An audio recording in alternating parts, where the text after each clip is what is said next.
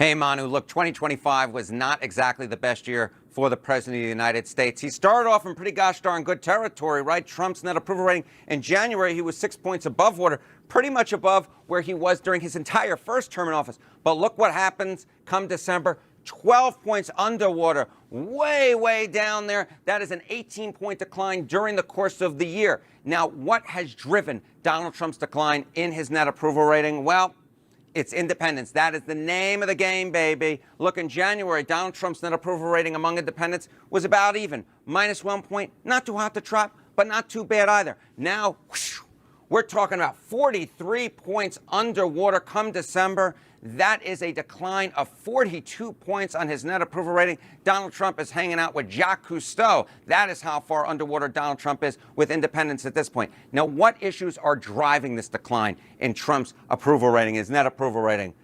Well, let's look at two of the key issues, right? The economy, the reason that Donald Trump was elected to a second term back in January, he was in pretty good shape at +9 points on the net approval rating. But look, come December, 16 points underwater. That is a decline, doing the math quickly here, of 25 points for Donald Trump on the key issue of the day, the economy, the reason he got a second term. And then, of course, immigration, which Donald Trump has really focused in on during his second term in office, something he has been focusing on since he first ran for the presidency all the way back in 2015. Well, in January, he was 9 points above water on the issue. Now he's 6 points below water on the issue. So on the key issues of the economy, inflation, going in the wrong direction for Donald Trump.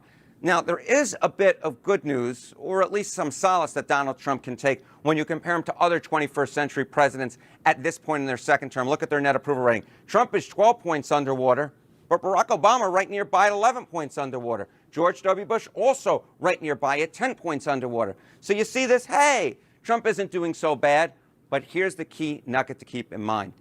Their parties, Barack Obama's and George W. Bush's, both suffered major losses come the midterm elections in their second term. Why?